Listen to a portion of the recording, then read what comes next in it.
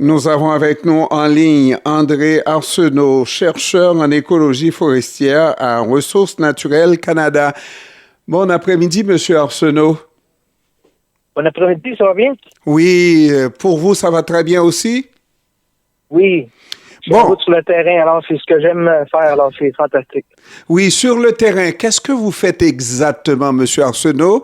On parle naturellement des feux de forêt et on se pose même la question dans la presse, est-ce que ces feux seront contrôlés à un moment donné? Bon, c'est vrai qu'il y a un petit peu de pluie par chez nous ici à Montréal, mais en région, on ne sait pas comment ça se présente. Alors dites-nous, Monsieur Arsenault. Oui, en fait, moi, mes recherches portent sur l'écologie des perturbations, donc les feux, par exemple, et comparé avec d'autres perturbations comme les perturbations d'insectes et les coupes forestières pour essayer de mieux comprendre notre effet sur les écosystèmes, puis aussi l'autre volet de mes recherches, c'est la biodiversité. C'est justement ce que je vais faire. Je vais voir des espèces rares sur l'île d'Internet cette semaine. Mais pour les conditions qu'on a présentement, c'est vraiment des conditions exceptionnelles. On sait qu'avec les changements climatiques, les saisons qui sont plus propices au feu deviennent de plus en plus longues. Ça commence plus tôt au printemps, puis ça finit plus tard à l'automne. Puis cette année, c'est vraiment un bon exemple là, de la tendance avec l'augmentation des températures associées avec les changements climatiques. Mmh. J'ai même des collègues qui ont envoyé des données là, juste récemment qui ont dit que les conditions de sécheresse qu'on a présentement au Canada, on a pratiquement pas vu ça là, depuis les années 80. Puis ce qui est vraiment intéressant de cette année, c'est que c'est d'un bout à l'autre du pays. Ça, c'est assez extraordinaire parce que souvent, on a des feux dans l'ouest, puis ça brûle moins dans l'est. Mais là, c'était partout. C'était dans l'ouest canadien, c'était dans les maritimes même, où les feux, là, les données statistiques sur l'intervalle entre les feux, c'est plus de l'ordre de 1000 ans et plus. Tandis que là, ça fait quelques années qu'on commence à avoir des feux importants dans les maritimes. Cette année, c'est des feux les plus importants là, qu'on a depuis qui ont des statistiques sur les feux récents. Et on nous explique par rapport à la précocité de ces feux-là, c'est que les arbustes n'ont même pas le temps de pousser quelques feuillages car les feuilles ne se brûlent pas et ça protège jusqu'à un certain point des feux. Mais qu'est-ce qu'on peut faire? Qu'est-ce qu'on peut imaginer pour permettre à ces arbres-là de pousser quelques feuilles, n'est-ce pas, pour qu'on soit à la situation qu'on avait avant ces jours-ci avec ces changements climatiques? Oui, bien, ce qui se passe présentement, c'est le timing de tout ça. Hein, parce que là, on a eu des feux qui ont commencé très tôt au printemps, avant que la végétation commence vraiment à verdir. Alors, on a, par exemple, comme vous dites, les arbustes qui n'ont pas commencé à pousser des feuilles. Oui. Il y a les graminées qui sont au sol, que c'est encore les graminées sèches de l'automne passé. Alors, il y a une période de temps où, avant que la végétation commence, là, les systèmes sont vraiment très précoces à ces feux de printemps-là. Et ce qui s'est passé ce printemps-ci, là, à partir du mois d'avril-mai, c'est que on avait des conditions de sécheresse qui étaient vraiment extrêmes, avec des hautes températures. Puis là, les gens n'ont pas fait attention, puis ont commencé des feux. Et puis là, ben ces feux-là, ils ont grandi de façon très rapide. Les gens s'attendaient vraiment pas à ça.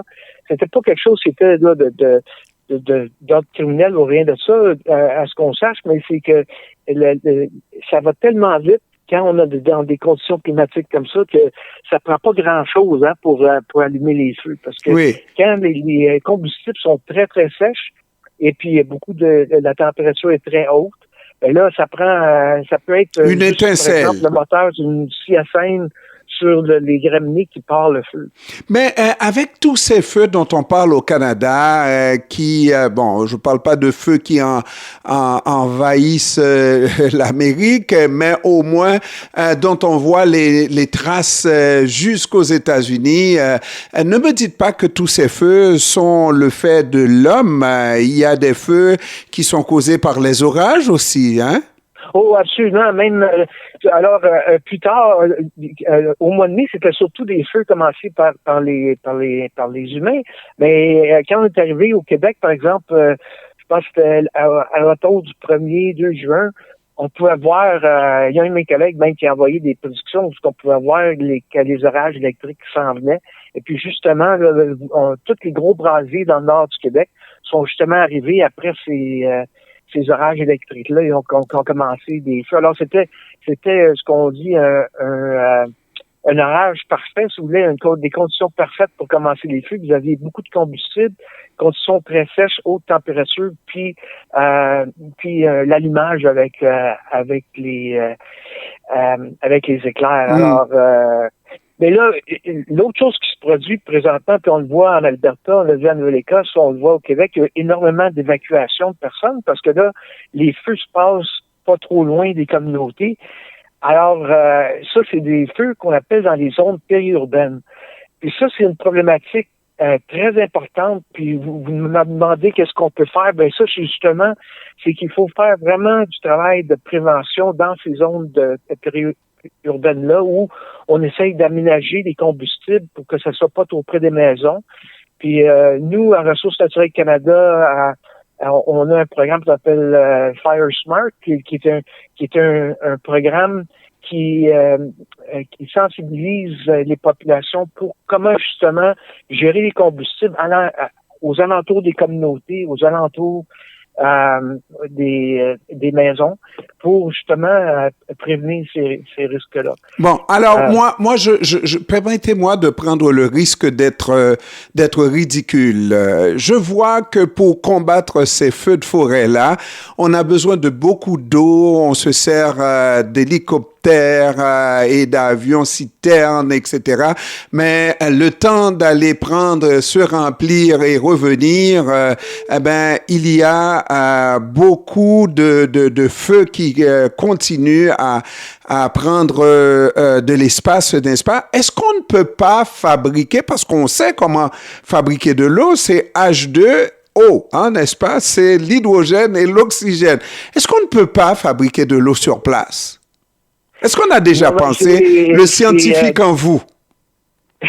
Non, mais il y a quand même beaucoup d'eau des plans d'eau dans ces régions-là où les gens avec les avions, les hélicoptères, ils vont prendre de l'eau. C'est vraiment la façon la plus efficace, mais il y a aussi ce qu'on appelle des produits chimiques qui sont des retardants pour justement essayer d'étouffer ces feux-là.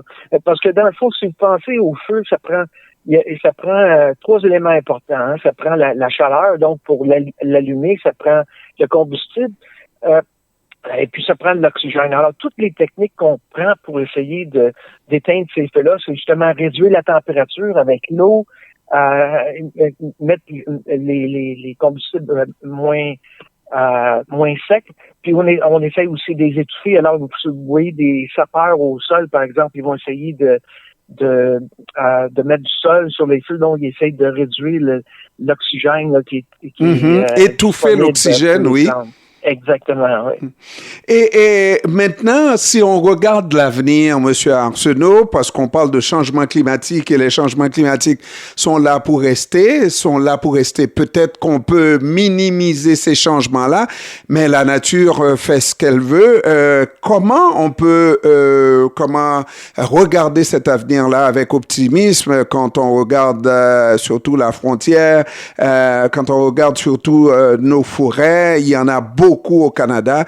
Comment on peut être optimiste, M. Arsenault?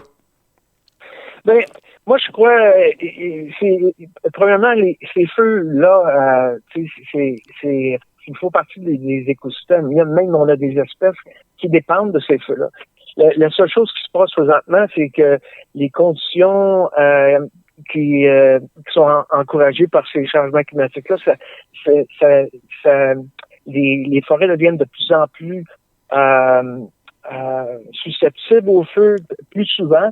Et puis là, les problématiques, c'est mais comment est-ce qu'on aménage les forêts de façon le plus intelligent possible.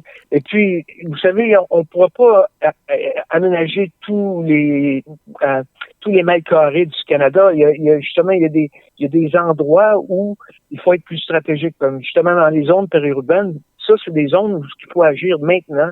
Parce que de plus en plus, il va y avoir des communautés qui vont être menacées par ces feux-là. Il y a des choses qu'on peut faire aussi, c'est essayer de planter des espèces qui sont moins susceptibles de brûler, comme par exemple les arbres feuillus sont moins susceptibles de brûler que les conifères.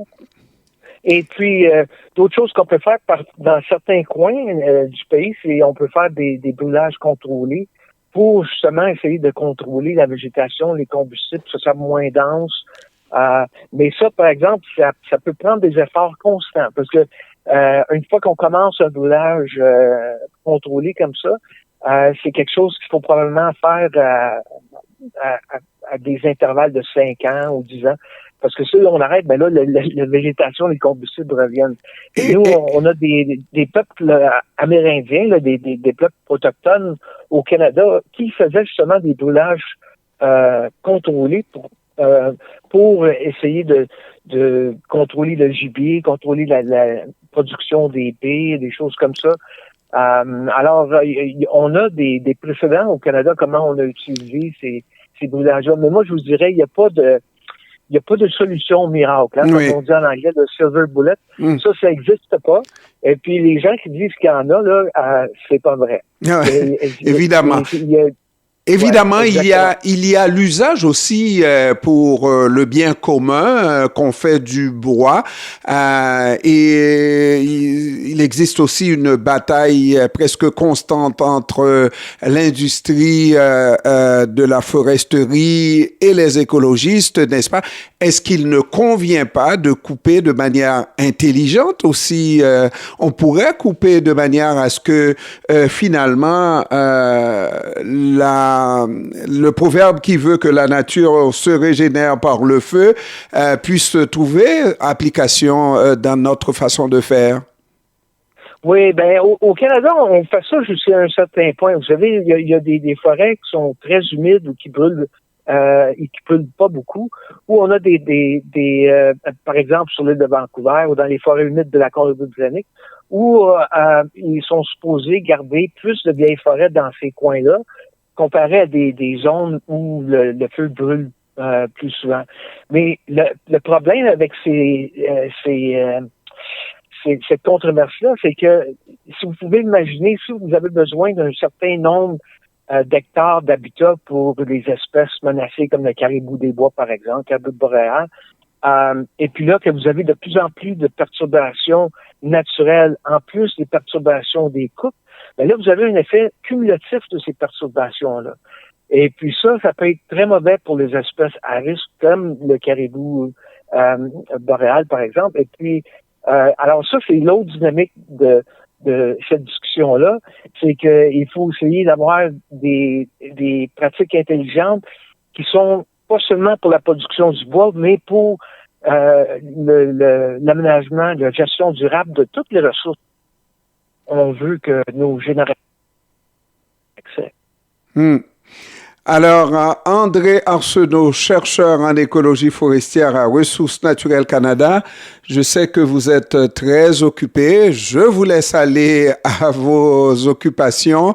Et puis, je sais aussi que nous allons finir par l'emporter, je ne veux pas dire sur la nature, n'est-ce pas, avec le bon sens à protéger ces forêts-là et à nous en garder pour l'avenir parce qu'on a besoin de forêts justement pour continuer à vivre sur Terre. Je vous remercie quand même d'avoir trouvé du temps pour nous, Monsieur Arsenault. Oh, ça fait plaisir, super, et bonne journée. Bonne journée, au revoir. Au revoir.